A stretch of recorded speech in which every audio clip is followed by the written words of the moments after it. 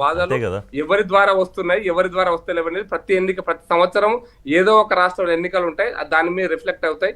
కాబట్టి మీరు ప్రతి ఎన్నికలే కొలమాన భారతదేశంలో ప్రజాస్వామ్యంలో ప్రజల అభిప్రాయాలను వెలుబుచ్చడానికి.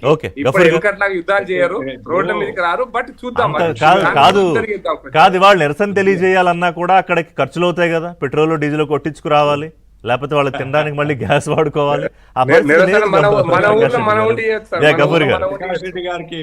ప్రకాష్ రెడ్డి గారికి సవినయంగా మనవి చేస్తున్నా, ఇప్పుడు ప్రజలు ఒక్కొక్కప్పుడు స్పందిస్తారు, ఎప్పుడు స్పందిస్తుండరు. ఇప్పుడు కమ్యూనిస్ట్ పార్టీలు ఎందుకు ఇంత ముందులాగా యాక్టివ్గా లేవు అంటే వాళ్ళ కష్టాలు వాళ్ళకు ఉన్నాయి.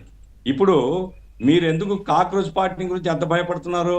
కాక్రోచ్ పార్టీ మీద ఈడీలు, సిబిఐలు లేకపోతే ఇవన్నీ ఎందుకు పెడుతున్నారు?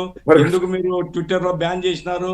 నా పాయింట్ ఏంటంటే, మీ మీద లేదా ప్రభుత్వం యొక్క విధానం, మీ మీద అంటే పార్టీ మీద నా అనవసరం, పార్టీ కంటే ప్రభుత్వం యొక్క విధానాల పట్ల, నీటి యొక్క లీకేజ్ పట్ల, అట్లాగే అవినీతి పట్ల ప్రజలు స్పందిస్తున్నారు. అది ఖర్చుగాని రూపంలో వాళ్ళు లైకులు కొట్టమంటే మిలియన్ల కొద్ది లైక్లు వస్తున్నాయి అంటేనే మీ దగ్గర పొరపాటు జరుగుతున్నాయి, దయచేసి సమీక్షించుకోండి. నంబర్ 1. నంబర్ 2, మీరు ఒక మాట అన్నారు, అమెరికా చెప్తే ద్రవ్య పెట్టుబడి పోతుందని. సరే, అమెరికా ఓపెన్ గా పిలిపించింది చైనా నుంచి. నేను మళ్ళీ ఈ మాట అంటే చైనా భక్తులు మీరు అంటారు, నేను ఆ మాట అనడం లేదు. నేను చెప్పేది ఏమిటంటే, చైనా నుంచి ద్రవ్య పెట్టుబడిని మళ్లించి ఇతర దేశాల్లో పెట్టుబడి పెట్టండి అనేసి ఓపెన్ గా బిడెన్ గాని ఆనాడు అమెరికన్ ప్రభుత్వం పిలిపించింది. కానీ ద్రవ్య పెట్టుబడి పోలే ఆ చైనా నుంచి, అక్కడే ఉంది. ఎందుకంటే దాని లాభాలు ఉన్నాయి.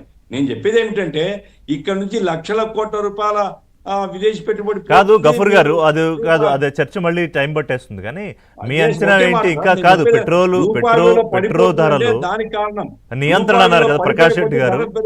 కాదు, పెట్రోల్ ధరలు ఇప్పుడు ఇంకా సమీక్షించుకోండి, తక్షణం రిలీఫ్ ఇవ్వండి ప్రజలు. కాదు, పెట్రోల్ ధరలు పెరిగే అవకాశం కనబడుతుందా? ఇంకా ప్రజలు తిరగబడే పరిస్థితి వస్తుంది. అది ఓకే, పెట్రోల్ ధరలు పెరిగే అవకాశమే కనబడుతుందా గఫూర్ గారు? ఇంకా ఎస్ సార్, పెరుగుతుంది.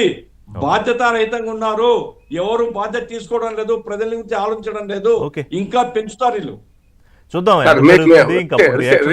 లేకపోతే ప్రకాష్ రెడ్డి గారు చెప్తున్నారు